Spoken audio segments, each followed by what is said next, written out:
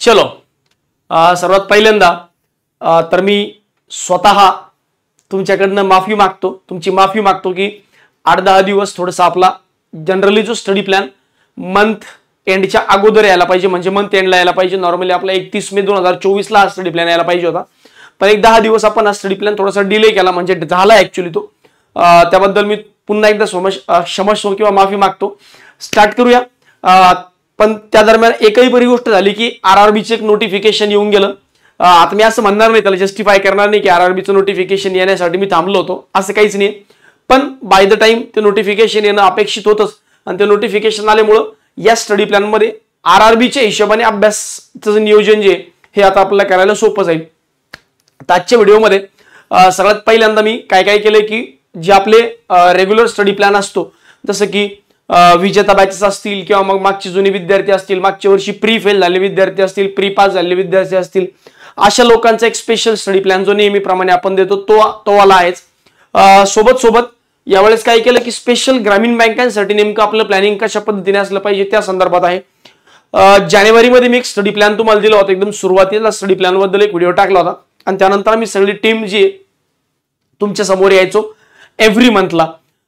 तर त्यावेळेसही सांगितलं होतं की बाबांनो, ज्या पद्धतीने मी तुम्हाला स्टडी प्लॅन देतोय, ज्या पद्धतीने टीम पूर्ण मी तुम्हाला स्टडी प्लॅन देतोय, तो प्लॅनच असा आहे की तुम्हाला ग्रामीण बँक काय पुढच्या आयबीपीएस क्लर्क असेल, आयबीपीएस पीओ असेल, आयबीपीएस एसओ असेल, आयबीपीएस च्या एक्झाम असतील, किंवा मग पुढे अपकमिंग येणारे अजून काही नोटिफिकेशन असतील, या संदर्भात पूर्ण हा प्लॅन असणार आहे. आणि त्या एक्झाम मधून यश मिळवून देऊन अशा पद्धतीचं हा प्लॅन तुमचा कॉन्क्रीट प्लॅन असणार आहे. त्यामुळं असं वेगळं पॅनिक होण्याची गरज नाही की बाबा मागच्या वेळेस असा प्लॅन होता, किंवा सर आता ग्रामीण बँकांची ऍडव्हर्टाइजमेंट आली, आता आम्ही काय अभ्यास केला पाहिजे, काय चेंजेस केले पाहिजे. तर फार काही चेंजेस करण्याची गरज नाही, कारण आपण ऑलरेडीच या एक्झामला पॉईंट ऑफ व्ह्यू म्हणजे टार्गेटच्या पॉईंट ऑफ व्ह्यूनेच अभ्यास करणं स्टार्ट केलेला होता मागच्या 4-5 महिन्यांपासून. मग जी टॉपर्स बॅच 1 आपण चालवली म्हणा, किंवा मधल्या काळात काही मेन्सचे लेक्चर घेणे म्हणा, हे सगळं जो आहे हा त्याच गोष्टीचा भाग होता की काही करून यावर्षी आपल्याला मिशन आरआरबी असेल किंवा मिशन आयबीपीएस असेल हे पार करायचे. तर त्या हिशोबानेच हा प्लॅन होता. त्यामुळं पॅनिक होऊ नका, घाबरू नका की आपण जो मागच्या महिन्याभरात 2 महिन्यात जो अभ्यास केला, 3 महिन्यात अभ्यास केला, काही लोक तर कन्सिस्टंटली मागच्या 5-6 महिन्यापासून जसं सांगितलं त्या पद्धतीने करताय. तर उलट तुमच्यासाठी खूप चांगली गोष्ट आहे की तुम्हाला काहीच वेगळं करण्याची गरज नाही, जसं आहे त्यालाच आपण पुढे घेऊन जायचे, त्यालाच पुढे आपल्याला कंटिन्यू करायचे. तर जसं मी म्हणलं की सेक्शन आपला जो फ्लो ऑफ द सेशन कसा असला पाहिजे, तर सगळ्यात पहिल्यांदा आपण काय करणार आहे, जे लोक मागच्या वर्षी प्री क्वालिफाय झाले नव्हते अशा लोकांसाठी एक वेगळा प्लॅन. त्यानंतर जे लोक मागच्या वर्षी प्री क्वालिफाय झाले होते अशा लोकांसाठी वेगळा प्लॅन. रेग्युलर बॅचेसचे विद्यार्थी असतील, टॉपर्स बॅच 1 असेल, टॉपर्स बॅच 2 असेल, विजेता 3 असेल, विजेता 4 असेल, या लोकांसाठीचा प्लॅन, आणि मग ग्रामीण बँकांसाठीचा वेगळा प्लॅन. या हिशोबाने आपण जातोय. सुरुवात करूया. जे असे लोक जे मागच्या वेळेस प्री क्वालिफाय झाले नव्हते, मग पार एसबीआय क्लर्क पर्यंत जे लोक प्री क्वालिफाय झाले नव्हते अशा लोकांनी पुढे काय काय केलं पाहिजे, कशा पद्धतीने गेलं पाहिजे. मे महिन्यासाठी तुमच्यासाठी प्लॅन असा होता की रोज तुम्ही आरआरबी क्लर्क किंवा आरआरबी पीओ ची एक टेस्ट देणं चालू ठेवा. मेन्सच्या पीडीएफ टास्क चालू करा, क्वांटा आणि एलआरच्या. टॉपिक वाईज रिव्हिजन करा जर गरज वाटते तर. सर मला टाइम एंड वर्क तेवढं जमत नाही, टॉपिक वाईज रिव्हिजन करा. जनरल अवेअरनेस, इंग्लिश, कम्प्युटर आणि टेलिग्राम सेशन मेन्स लेवलचे, प्री लेवलचे हे अटेंड करत राहा. असा प्लॅन तुम्हाला मागच्या आठवड्यामध्ये म्हणजे मागच्या महिन्यामध्ये दिला होता, म्हणजे हा मेचा प्लॅन होता. आता जून मध्ये पुढचे 20 दिवस तुम्हाला एक्झॅक्टली काय काय करायचे, तर जून मध्ये तुम्हाला काय करायचंय तर आयबीपीएस क्लर्क आणि पीओ ची एक टेस्ट अल्टरनेट डेला, म्हणजे आज आयबीपीएस क्लर्क देत आहेत, उद्या आयबीपीएस पीओ द्या अल्टरनेट डेला, आणि आरआरबी क्लर्क आणि आरआरबी पीओ एक अल्टरनेट डेला. म्हणजे जर फॉर एक्झाम्पल आता जर एकदम डिटेलमध्ये सांगायचं झालं तर आज तुम्ही आरआरबी क्लर्क देताय, तर त्याच्यासोबत आज जर आयबीपीएस क्लर्क देताय तर आरआरबी ची पीओ ची द्या, आणि उद्या जर आयबीपीएस पीओ देताय तर त्याच्यासोबत आयबीपीएस आरआरबी क्लर्क द्या. म्हणजे क्लर्क आणि पीओ तर रोज द्यायचंय तुम्हाला, रोज 2 टेस्ट द्यायचे कुठल्याही परिस्थितीत, एक क्लर्क आणि पीओ. फक्त देताना कसं की आरआरबी क्लर्क सोबत आयबीपीएस पीओचं कॉम्बिनेशन, आणि उद्या आरआरबी पीओ सोबत आयबीपीएस क्लर्कचं कॉम्बिनेशन, असं कॉम्बिनेशन ठेवायचंय.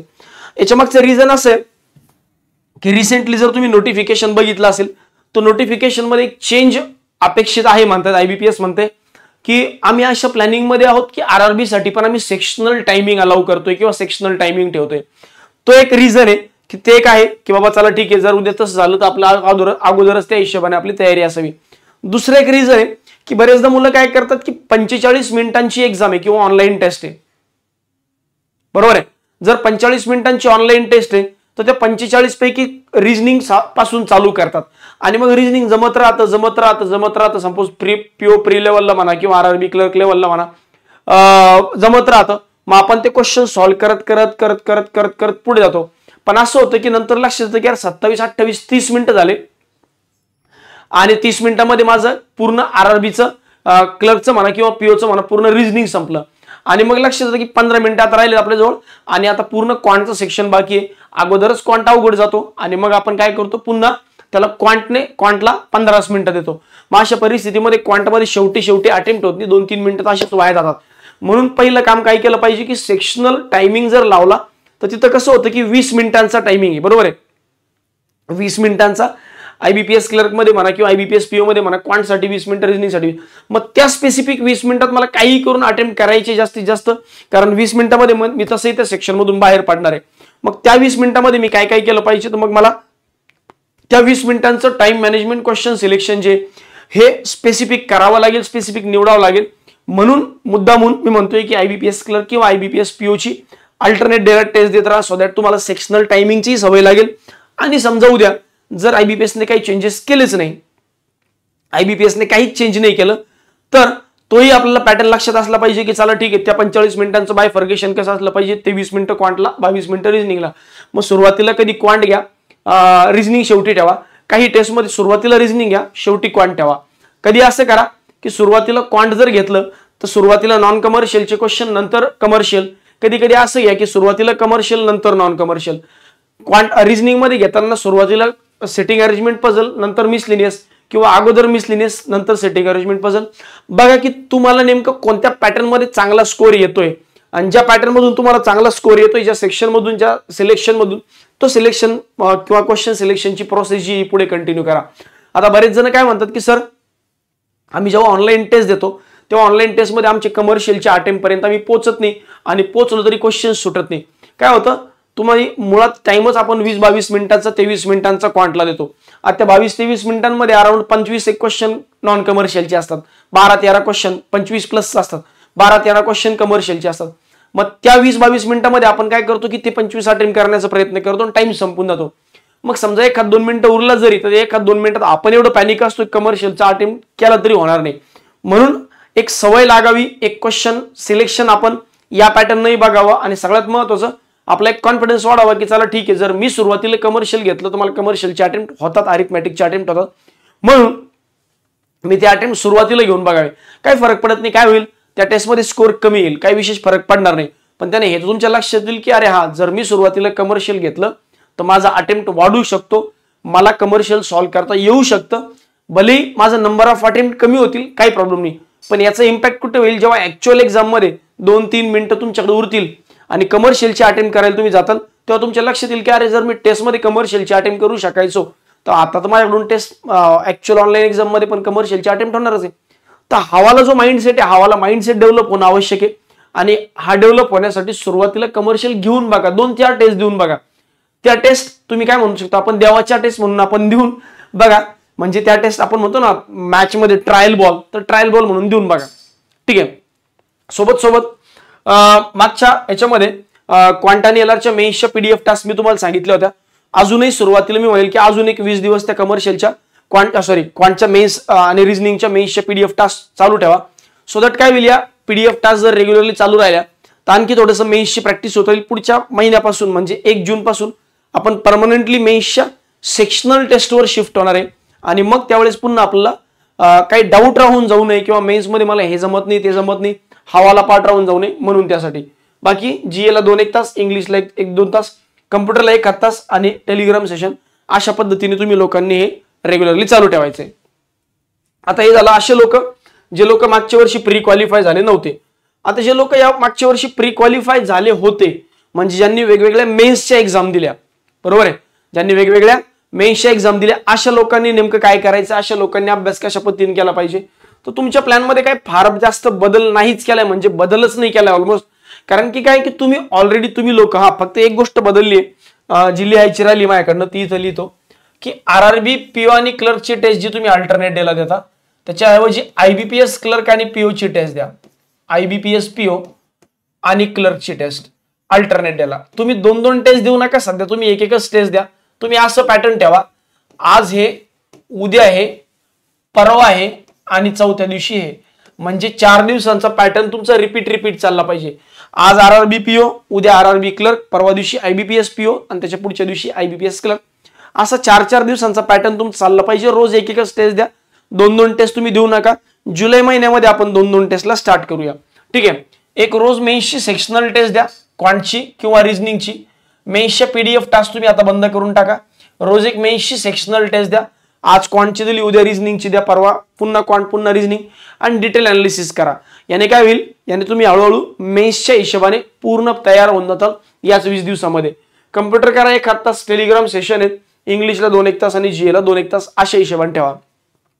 या दरम्यान जर तुम्हाला एक्स्ट्रा काही करायचंय सर, अजूनही यापेक्षा वेळ उरतोय माझ्याकडे, अजून काय करा, काहीतरी सजेशन द्या नवीन, तर मी म्हणतो हायर रिझनिंगचा पार्ट तुम्ही करू शकता. या टायमिंग मध्ये हायर रिझनिंग वाला जो पोर्शन आहे तो तुम्ही करू शकता. सो दॅट काय होईल की 2-3 मार्क काय होतं, तुम्ही जर मेन्स एक्झाम मागच्या वर्षी दिल्यात सगळ्यांनी, तुम्हाला माहिती आहे की क्वांट रिझनिंग मध्ये मेन्स किती विचित्र येतं. म्हणजे सिटिंग अरेंजमेंट पझल बसत नाही, नॉर्मल मिसलेनियसचे क्वेश्चन लेंदी येतात. मग अशा केसमध्ये जर हायर रिझनिंगचे 2-4-5 मार्क मला भेटले तर मी तिथे इतर विद्यार्थ्यांपेक्षा चांगली लीड मिळवू शकतो. त्यामुळे हायर रिझनिंगचा पार्ट जो आहे तो करू शकता एक्स्ट्रा टाइम मध्ये. सोबत डिस्क्रिप्टिव्ह इंग्लिश पण आतापासून करून करून टाका. डिस्क्रिप्टिव्ह इंग्लिश माहिती मला की याचा आत्ता गरज नाहीये, कारण आयबीपीएस पीओला, एसबीआय पीओला डिस्क्रिप्टिव्ह इंग्लिश लागतं. पण डिस्क्रिप्टिव्ह इंग्लिशचा फायदा तुम्हाला इंग्लिश लँग्वेज मध्ये सुद्धा होणार आहे. म्हणून माझं म्हणणं आहे की इंग्लिश डिस्क्रिप्टिव्ह जर करायचंय तर डिस्क्रिप्टिव्ह इंग्लिशचा फायदा अल्टिमेटली इंग्लिशला होतोय ना. मग ते उद्या करायचं तर आजच करून टाकू ना, कारण तसंही आज आपला जो थोडा टाइम जो आहे तो रिकामा आहे, स्पेअर टाइम आहे. या स्पेअर टाइम मध्ये जर या नवीन गोष्टी आपण शिकून घेतल्या तर याचा फायदा अल्टिमेटली पुढे भविष्यामध्ये होणार आहे. आणि पुढे काय होईल की एकदा ऑगस्टमध्ये प्री एक्झाम चालू झाल्या की एवढ्या एक्झाम असतील की तुम्हाला कळणार नाही की नवीन शिकू का मागचंच रिव्हिजन करू. त्यामुळे शक्यतोवर अजून 1 महिना 2 महिन्याचा टाइम आहे की याच्यामध्ये या महिन्या 1.5 महिन्यामध्ये आपण नवीन काही गोष्टी शिकू शकतो. एकदा मागे पुढे गेलो की पुन्हा मागे येता येणार नाही. त्यामुळे शक्यतोवर आता हवाला पार्ट उरकून घ्या. डिस्क्रिप्टिव्ह इंग्लिश असेल, हायर रिझनिंग वाला पार्ट असेल. बाकी मेन्सच्या पीडीएफ बंद करून टाका आणि आरआरबी पीओ क्लर्क सोबत आयबीपीएस क्लर्क आणि पीओची एक टेस्ट जी आहे हे ऍड करून टाका.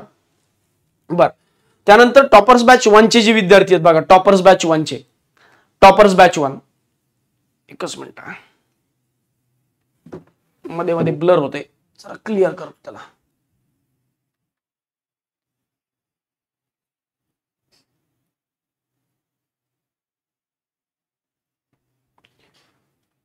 चलो, आता टॉपर्स बॅच 1 चे जे विद्यार्थी आहेत, टॉपर्स बॅच 1 वाले ज्यांनी फेब्रुवारीमध्ये टॉपर्स बॅच जॉईन केली होती आणि मग अराउंड त्यांची मे मध्ये बॅच संपली. मे मध्ये नाही, एप्रिलमध्ये बॅच, एप्रिल एंडला म्हणजे मेच्या मिड मे मध्ये बऱ्यापैकी बॅचची बॅच संपली होती. अशा लोकांनी पुढे काय करायचंय, मध्ये ब्लर होतंय राव.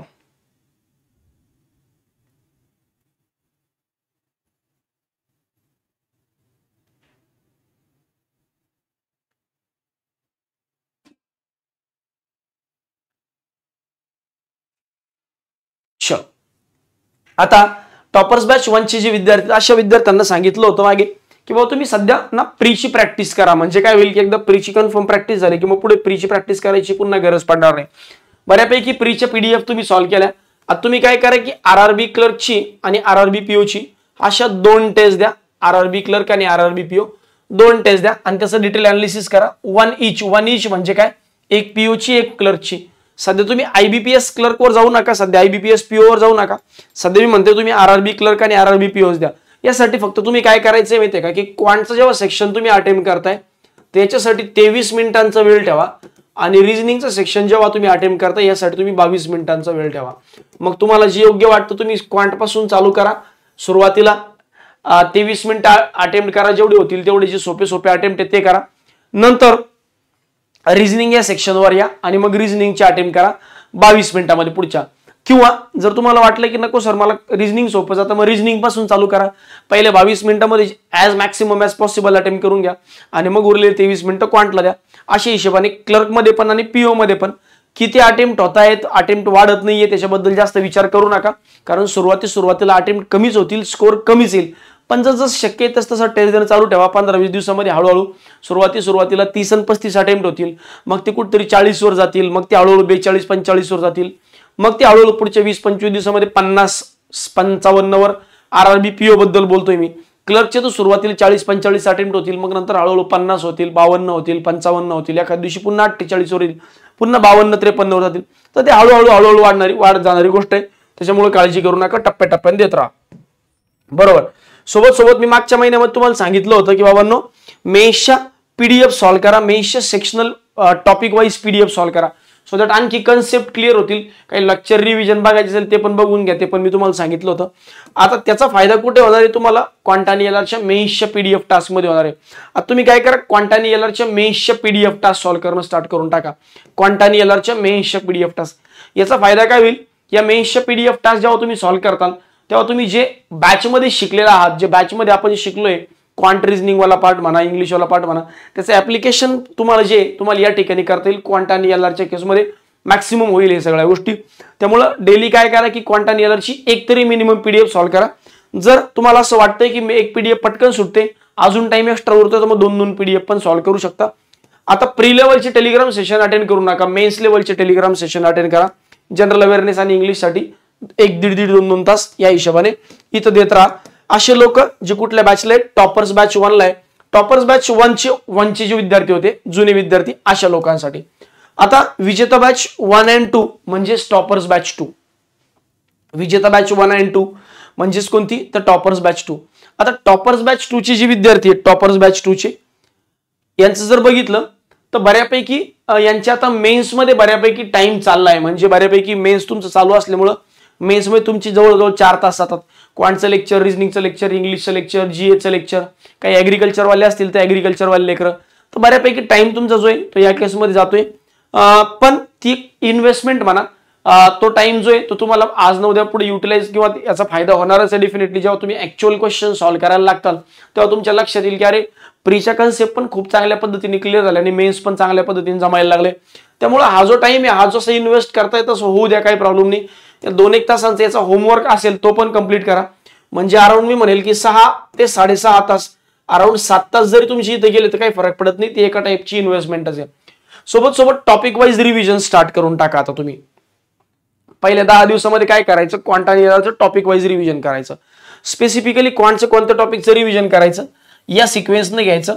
पहिल्यांदा आज कंपॅरिझन ऑफ व्हेरिएबलचे 200 क्वेश्चन, त्यानंतर मिसिंग नंबर सिरीजचे 200 क्वेश्चन, त्यानंतर रॉंग नंबर सिरीजचे 200 क्वेश्चन. याने काय होईल की थोडंसं मागे जो झालेला पार्ट आहे त्याचं पटपट रिव्हिजन होऊन जाईल. त्यानंतर सिम्प्लिफिकेशनचे 300 क्वेश्चन, त्यानंतर अप्रॉक्सिमेट कॅल्क्युलेशनचे 200 क्वेश्चन, DI चे 300 क्वेश्चन, 300 ते 500 म्हणलं तरी चालतं, 300, आणि तुमचं केसलेट DI चे 100 क्वेश्चन. तर अशा हिशोबाने काय होईल की 10 दिवसामध्ये हे 200, 400, 600, त्यानंतर 1000 आणि हे 400, जवळपास 1400 प्रश्न 10 दिवसामध्ये करायचे. म्हणजे अराउंड एका दिवसात 140च्या प्रश्नांच्या आसपास तुम्हाला क्वांटचे सॉल्व्ह करायचे. तेच रिझनिंगचे पण काय करायचं की एका टॉपिकचे, याच्यामध्ये कमर्शियल घेऊ नका, 10 दिवसाचं टार्गेट आहे ते. पण त्यासोबत काय करायचं, रिझनिंगचे पण जेवढे मिसलेनियस टॉपिक आहे, सिलॉजिझम आहे, कोडिंग डिकोडिंग आहे, इनइक्वॅलिटी आहे, त्यानंतर ब्लड रिलेशन आहे, डिस्टन्स डायरेक्शन आहे, याचे पण 50-50 क्वेश्चन रोज ऍड करून घ्या. सो दॅट याचा फायदा काय होईल तुम्हाला की टॉपिक वाईज जेव्हा रिव्हिजन तुमचं कंप्लीट होईल त्यावेळेस सगळं मागचा जो झालेला पार्ट आहे आतापर्यंत बॅच मधला, तो सगळा एकदा पटपट रिवाइज होईल.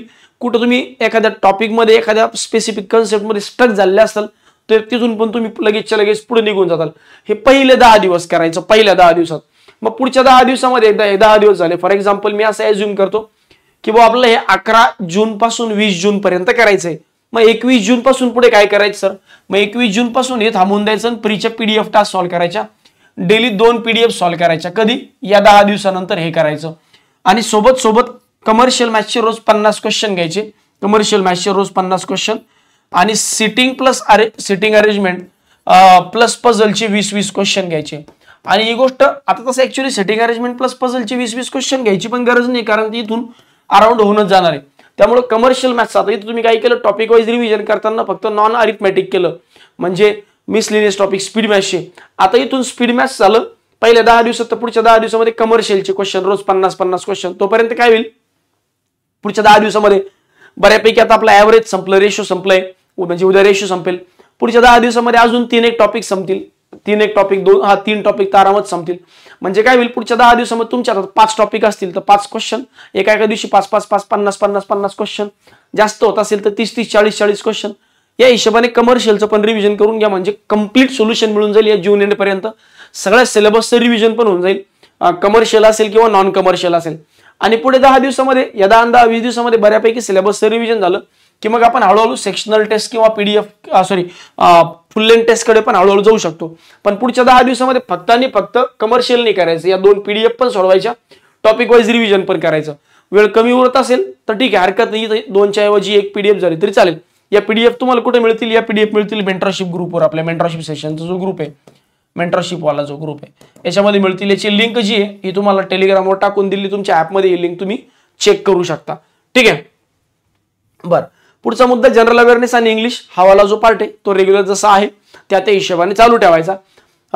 तर हावाला जो पार्ट होता हा होता विजेता बॅच 2 वाले विद्यार्थी किंवा वेक्टर बॅच, विजेता बॅच 1, विजेता बॅच 2 आणि सोबत सोबत टॉपर्स बॅच 2 वाले विद्यार्थी.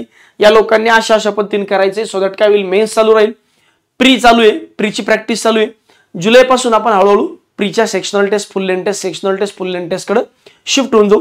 पुढच्या महिन्याभरात एवढे टेस्ट देऊ की मग पुन्हा वापस यायची गरज पडली नाही पाहिजे. ठीक आहे. आता विजेता बॅच 3 वाले जर बघितलं तर विजेता बॅच 3 वाल्यांचं बऱ्यापैकी आता शिकुट स्पीड मॅथ्सचा सिलेबस संपला, आता अरिथमॅटिक चालू झालंय, कमर्शियल चालू झालं, रिझनिंग मध्ये पण सेटिंग अरेंजमेंट पझल चालू आहे. तर बऱ्यापैकी तुमच्याकडे अजूनही होमवर्कचा लोड आहे, तर तुम्ही लोकांनी काय करायचं, सगळ्यात पहिल्यांदा तुम्ही होमवर्कलाच पहिलं प्रेफरन्स द्यायचं.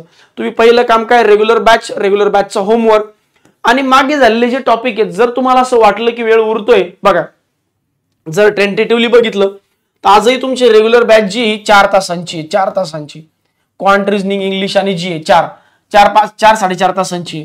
त्यानंतर जवळपास मिनिमम रिझनिंग प्लस क्वांट घेतलं तर मिनिमम 3 ते 4 तास तुम्हाला होमवर्क करायला लागतील. म्हणजे जवळजवळ 7-8 तास तुमची इथंच एंगेज होत आहेत, 7-8 तास इथेच एंगेज होत आहेत. मग जर वेळ उरतोय तुमच्याकडे तर काय करू शकतो आपण, स्पीड मॅथ्सचे जे टॉपिक आहेत, जसं मी आता विजेता बॅच 1-2 वाल्यांना सांगितलं की स्पीड मॅथ्सचे जे टॉपिक आहेत, सिम्प्लिफिकेशन असेल, मिसिंग नंबर सिरीज असेल, DI असेल, कंपॅरिझन ऑफ व्हेरिएबल असेल, अप्रॉक्सिमेशन असेल, रॉंग नंबर सिरीज असेल, तर या टॉपिकचे 10-20 क्वेश्चन तुम्ही रोजच्या रोज रिवाइज करू शकता. की चला ठीक आहे, आज माझ्याकडे 2 तासांचा वेळ आहे, मी DI चे 100 क्वेश्चन सॉल्व्ह करून घेतो. चला आज माझ्याकडे 1 तासांचा वेळ आहे, तर मी आज सिम्प्लिफिकेशनचे 50-60 क्वेश्चन सॉल्व्ह करून घेतो. चला माझ्याकडे अप्रॉक्सिमेशनचे 50 क्वेश्चन सॉल्व्ह करून घेतो, आज माझ्याकडे अर्धा-पाऊण तासांचाच वेळ आहे, आज माझ्याकडे अर्धा तासांचा वेळ आहे, मग मी कंपॅरिझन ऑफ व्हेरिएबलचे क्वेश्चन घेतो, कारण हे मिनिमम टाइम मध्ये मॅक्सिमम अटेम्प्ट होऊ शकतात. तर अशा पद्धतीने टॉपिक वाईज रिव्हिजन पण जर तुम्ही केलं तर फायदा आहे. जसं तुम्हाला वेळ मिळेल त्या हिशोबाने तुम्ही हावाला टॉपिक वाईज रिव्हिजनचा पार्ट चालू ठेवा. तुमच्यासाठी तर मी एकच म्हणेन, तुम्ही जास्तीत जास्त जेवढे जास्त होईल तेवढे जास्त प्रीच्या बॅचचा वर फोकस करा, होमवर्क वर फोकस करा. बॅच आणि होमवर्क एकदा संपली की मी जसं सांगितलं नाही मी तुम्हाला क्लासमध्ये पण किंवा बनलो, एकदा बॅच झाली, कन्सेप्ट क्लिअर झाले की प्रॅक्टिस होणं काही फार मोठी गोष्ट नाही. प्रॅक्टिस ही टाइम बिंग प्रोसेस आहे, ती टप्प्याटप्प्याने होतोय, त्याच्याबद्दल जास्त काळजी करत बसू नका आणि पॅनिक पण होऊ नका. जर सर आता पुढे RRB POच्या प्रीच्या क्लर्कच्या एक्झाम आहेत आणि आमचं कसं होईल, हा विचार तुम्ही 21 वर्षापूर्वी, 2 वर्षापूर्वी, 3 वर्षापूर्वी करायला पाहिजे होता की मला भविष्यात काय करायचं त्यासाठी मी अकॉर्डिंगली प्लॅन करतोय का. हा विचार तुम्ही 21 वर्षात नाही केला, तुम्ही आता 21 दिवसात नाही करू शकत. त्यामुळे एखादी एक्झाम हातातून गेली तरी चालेल, काय फरक पडत नाही. मी स्वतःने म्हणतो की बाबा एखाद्या एक्झामच्या पॉईंट ऑफ व्ह्यूने पर्टिक्युलर एखाद्या एक्झामची तयारी करू नका. तयारी करताना मल्टिपल एक्झामचं प्रिपरेशन करा. आणि मल्टिपल एक्झामचं प्रिपरेशन म्हणजे काय, सिलेबसचं प्रिपरेशन. मल्टिपल एक्झामचं प्रिपरेशन म्हणजे काय, सिलेबसचं प्रिपरेशन. मग सिलेबस एकदा तयार झाला, एकदा ती कॉमन सिलेबसची प्रॉपर्टी तयार झाली, एक आपल्या हातामध्ये सगळ्या गोष्टी आल्या की मग नंतर आपल्याला पाहिजे तिथं तो जशा पद्धतीने पाहिजे तशा पद्धतीने वापरता येतो. त्यामुळे या 1-2 एक्झामसाठी पॅनिक होऊ नका, पूर्ण विश्वास ठेवा, प्रोसेस फॉलो करा, मग पुढे जाता येईल. विजेता बॅच 4 वाले लेकर तर नवीन आहेत, आता यातले बरेच लोक अंडर ग्रॅज्युएट पण आहेत, पण स्टील तुमचा प्रेफरन्स कशावर असला पाहिजे, रेग्युलर बॅच आणि बॅचचा होमवर्क याच्यातच तुमचं जवळजवळ 8 ते 10 तासांचा टाइम जाणार आहे. 8 ते 10 तासांचा आणि दिवसभरात 8-10 तासांचा टाइम गेला मग फार काही जास्त आपल्या हातात मानसिकता राहत नाही अभ्यास करण्याची. त्यामुळे पहिलं काम रेग्युलर बॅच करा, त्या बॅचचं होमवर्क करा आणि बेसिकचं रिव्हिजन चालू ठेवा. बेसिकचं रिव्हिजन म्हणजे काय हो सर, जसं मी म्हणतो नेहमी की पाढे पाठ करा, त्यानंतर स्क्वेअरचं रिव्हिजन करा, त्यानंतर क्यूबचं रिव्हिजन करा, त्यानंतर आता लवकरच आपण एक पर्सेंटेजचा टेबल शिकू त्याचं रिव्हिजन करा, त्यानंतर बॉडमासचे क्वेश्चन सॉल्व्ह करणं रोजच्या रोज जर तुम्ही चालू ठेवलं, बॉडमास म्हणजे ऍडिशन, सबस्ट्रॅक्शन, मल्टिप्लिकेशन, डिव्हिजनचे क्वेश्चन जर थोडे थोडे चालू ठेवले, पुढच्या काही दिवसामध्ये एकदा सिम्प्लिफिकेशन टॉपिक संपला की मग त्याचे भरपूर रिव्हिजन जे आहे हे मी तुमच्याकडून करून घेईल. त्यामुळे सध्या तर तुमचं काम काय असलं पाहिजे, बेसिक बॅच करणे, बॅचचं होमवर्क करणे, त्यानंतर बेसिकचं रिव्हिजन करत राहणे, म्हणजे टेबल असेल, स्क्वेअर असेल, हा वाला जो पार्ट आहे तो वाला पार्ट रेग्युलरली चालू ठेवा. हेच करायचे, बाकी याच्यापेक्षा वेगळं तुम्ही सध्या काही करायचं नाहीये. आता पुढचा जो मुद्दा येतो तो म्हणजे कोणता, की आता असे बरेच विद्यार्थी असतील की ज्यांना असं वाटतं की यार आता हे सगळं ओके पण चालू आहे, पण मला काही करून यावर्षी RRB PO पास व्हायचं किंवा RRB PO मध्ये फायनल सिलेक्शन पाहिजे किंवा RRB क्लर्क मध्ये झालंच पाहिजे. अशा लोकांना पुढच्या 1-1.5 महिन्यामध्ये कितीच पळून, कसंच पळू, कुठं पळून, काय घेऊन पळू असं झालंय. पण तसं करू नका. माझं म्हणणं आहे की जो अभ्यासक्रम आपला चालू आहे, ज्या वे न आपण जातोय मागच्या 4-5 महिन्यांपासून, ज्या वेनं आपण अभ्यास करतोय तो वे एवढा प्रॉपर आहे, तो वेस तुम्हाला प्रॉपरली सगळ्या एक्झाम क्लिअर करून देणार आहे. त्यामुळे तुम्ही ना पॅनिक होऊ नका, तुम्ही तुमच्या कामावर फोकस करा. तुम्ही जर तुमचा प्रामाणिकपणे स्टडी प्लॅन फॉलो केला असेल तर त्याच्यावरच टिकअप राहा, कारण पुढच्या काही दिवसांमध्ये त्याच्यातूनच तुम्हाला रिझल्ट दिसणार, त्याच्यातूनच आपले सगळे रिझल्ट जनरेट होणार आहे. स्टील मला असं वाटतं की सर नाही अजून माझ्या मनाच्या समाधानासाठी काहीतरी बोला. जसं की काल परवा एक मुलगी होती क्लासची, जी गावाकडे राहायची अगोदर, ती आता इथं राहायला आली, संभाजीनगरला राहायला आली. मग तिचं म्हणणं होतं घरी माझा खूप अभ्यास पण व्हायचा, सगळं चांगलं पण वाटायचं, पण थोडा ठीक आहे बाबा याच्यापेक्षा कमी व्हायचं, तरी पण मी मागच्या वर्षी सगळ्या मेल्स दिल्या. इथं आल्यापासून जेव्हापासून गर्दी पाहिली तेव्हापासून मला एवढी भीती वाटून गेली, माझा अटेम्प्टच कमी व्हायला लागला, स्कोरच कमी व्हायला लागला. मग मी तिला सांगितलं की हे सगळं तुझे भ्रम आहे, या सगळ्या गोष्टी ओके ठीक आहे, तिला पण पटलं. पण तरी पण ती म्हणते काय की नाही ना सर, तुम्ही काहीतरी मला चांगलं वाटेल असं बोला ना. अरे चांगलं वाटेल म्हणजे मोटिवेशनल बोला, म्हणजे काय आता टुनटुन म्हातारीची गोष्ट सांगू, काय म्हणतात त्याला, चल रे भोपळ्या टुनुक वाली, तर असं तर होणार नाही. ठीक आहे, तुम्हाला चांगलं वाटावं म्हणून मी काहीतरी काय बोलावं, बेटर वे की मी जे योग्य आहे ते बोलावं. मी तुम्हाला त्या लेवलला घेऊन जातोय की ज्या लेवलला तुम्ही गेल्यानंतर एक्झाम डेफिनेटली पास होणार आहे. आणि मागच्या 5 महिन्यापासून ओढत आपण इथपर्यंत आलोय. आता काय, आता पुढचे 2च महिने राहिले ज्याने आपलं फायनल सिलेक्शन होणार आहे. त्यामुळे स्वतःवर विश्वास ठेवा, प्रोसेसवर ट्रस्ट ठेवा आणि आमच्यावर ट्रस्ट ठेवा. स्टील तरी पण सर सांगा ना जरा, तुमच्या मनात काय चाललंय, तुमचं काय प्लॅनिंग आहे पुढच्या महिन्यामध्ये, पुढच्या 2 महिन्यामध्ये तुम्ही आमच्याकडून कसं करून घेणार आहे. त्यासाठी मी एक छोटासा टेबल बनवलाय. 2024 मध्ये, जून 2024 मध्ये माझा काय प्लॅन आहे, जुलै 2024 मध्ये माझा काय प्लॅन आहे प्री एक्झाम संदर्भात, मेन्स एक्झाम संदर्भात. माझी इच्छा आहे की या महिन्यामध्ये काही लोकांनी, ज्यांची थोडीशी कमी तयारी आहे अशा लोकांनी टॉपिक वाईज PDF सॉल्व्ह करावी, ज्यांची बऱ्यापैकी तयारी त्यांनी PDF टास्क सॉल्व्ह करावी, आणि ज्यांची पूर्ण तयारी त्यांनी टेस्ट सॉल्व्ह कराव्यात. जे बिगिनर आहे त्यांनी टॉपिक वाईज, जे लर्नर आहेत त्यांनी PDF, आणि जे ऍडव्हान्स आहेत, ऍडव्हान्स ज्यांची खूप चांगला अभ्यास आहे त्यांनी प्रीच्या टेस्ट देत राहाव्या जून महिन्यामध्ये. ठीक आहे, सोबत मेन्स साठी आम्ही जून मध्ये काय करावं सर, मेन्स मध्ये जे बिगिनर आहे त्यांनी लेक्चर अटेंड करा, जे थोडेसे लर्नर वाले त्यांनी टॉपिक वाईज प्रॅक्टिस करा, आणि जे एकदम ऍडव्हान्स आहे त्यांनी मेन्सचे सेक्शनल टेस्ट द्या. क्लिअर आहे. जे एकदम सुरुवातीचे त्यांनी लेक्चर अटेंड करा, जे थोडेसे पुढे ऍडव्हान्स आहे, थोडेसे पुढचे लर्नर वाले त्यांनी टॉपिक वाईज प्रॅक्टिस किंवा सेक्शनल PDF ज्या आपण म्हणतो क्वांटिझनिंगच्या, ज्या मी तुम्हाला प्रोव्हाइड करतो त्या, आणि जे एकदम प्रो आहे ज्याला आपण म्हणतो ऍडव्हान्स वाले, अशा लोकांनी मेन्सचे सेक्शनल टेस्ट द्या. असं जरी केलं तरी मोर दॅन इनफ आहे जून मध्ये. सर मग जुलैमध्ये तुम्ही आमच्याकडून काय करून घेणार, जुलैमध्ये मी ऑलमोस्ट सगळ्यांना टेस्ट अनालिसिसवर घेऊन जाणार आहे, टेस्ट अनालिसिसवर, आणि प्रीसाठी आणि मेन्ससाठी काय सेक्शनल टेस्ट अनालिसिसवर. या दरम्यान सर आम्हाला असं कधीतरी वाटतं की यार हा क्वेश्चन नाही सुटला, तो क्वेश्चन नाही सुटला, हे झालं ते झालं. त्यासाठी मी तुम्हाला एक शेवटचा स्टेटमेंट सांगतो. हा वाला जो पार्ट आहे हा नेहमी लक्षात ठेवा. Simplification, number series, DI quant मध्ये, रिझनिंग मध्ये setting arrangement, puzzle are game changing topics. So practice it daily. कारण हे जे टॉपिक आहेत या टॉपिकवर बाकी सगळं डिपेंड आहे. तुम्ही बघा, असं कोणी होत नाही की सर मी सिलॉइझम मध्ये स्टक झालो. लोक म्हणतात सर मी नंबर सिरीज मध्ये स्टक झालो, एका नंबर सिरीजवर टाइम गेला. सर मी DI मध्ये स्टक झालो, असं झालं की कॅल्क्युलेशन करता 4-5 मिनिटांचा वेळ निघून गेला. मी एक सेटिंग अरेंजमेंट पझल बसलो 6 मिनिटं माझी तिथंच गेले, सेटिंग अरेंजमेंटच बसलं नाही. तर अशा टॉपिक मध्ये, नंबर सिरीज मध्ये पण त्यातल्या स्पेसिफिकली रॉंग नंबर सिरीज मध्ये पण सिम्प्लिफिकेशन मी कशासाठी घेतलं, सिम्प्लिफिकेशन मध्ये मला माहिती कोणी स्टक नाही होत, पण सिम्प्लिफिकेशनने काय होतं, स्पीड वाढत राहतो, कॅल्क्युलेशन करण्याची प्रॅक्टिस वाढून तो पुढच्या लेवलला जात राहतो. त्यामुळे सिम्प्लिफिकेशन मी या लाईन मध्ये घेतलाय. तर याची जी प्रॅक्टिस आहे, याचे 10, 20, 30 क्वेश्चन जर तुम्ही रोज चालू ठेवले ऍज अ काय म्हणतो आपण फीड म्हणून, की चला ठीक आहे आपण नाही का की जेवण तर करतोच रोज नॉर्मली, पण सोबत आपण काही फळं खात राहतो किंवा मग आपण जेवणासोबत काही जेवणानंतर काही स्वीट खातो, तर त्या हिशोबाने हे जर चालू ठेवलं त्याने काय होईल, तुम्हाला चांगलं पण वाटेल. तसं ऑलरेडी खूप चांगली प्रॅक्टिस जरी तुमची आहे तरी पण हे सॉल्व्ह करता नंतर तुमच्या मनाला जे म्हणतो तुम्ही की खूप अभ्यास करूनही सॅटिस्फॅक्शन भेटत नाही सर, तर ते सॅटिस्फॅक्शन तुम्हाला याच्यातून मिळत राहील. तर हा वाला जो पार्ट आहे हा असा प्लॅन माझा पुढच्या 2 महिन्यांमध्ये आहे, त्यामुळे टेन्शन घेऊ नका, हा वाला पार्ट रेग्युलरली फॉलो करत राहा. राहिला प्रश्न एक शेवटचा मुद्दा, ज्याच्यामध्ये मुलांचं म्हणणं असतं की सर खूप प्रॅक्टिस करतो तरी पण जास्त अटेम्प्ट ऑनलाईन टेस्टमध्ये होत नाही. तर या संदर्भात एक डिटेल व्हिडिओ 15-20 मिनिटांचा मी वेगळा टाकणार आहे, इच अँड एव्हरी गोष्टीचं मायन्यूट अनालिसिस तुम्हाला करून देणार आहे. तर नेक्स्ट व्हिडिओ जो आहे हा लवकरच म्हणजे उद्या दिवसभरात संध्याकाळी किंवा परवा दिवशी सकाळपर्यंत हा व्हिडिओ तुमच्यापर्यंत पोहोचेल. तोपर्यंत काय करा, जो प्लॅन ऑलरेडी दिलाय तो इम्प्लिमेंट करा, त्याच्यावर लगेचच्या लगेच काम करणं स्टार्ट करून टाका. विश्वास ठेवा या लेवलनं या पद्धतीनेच तुम्ही फायनल सिलेक्शन पर्यंत पोहोचणार आहे.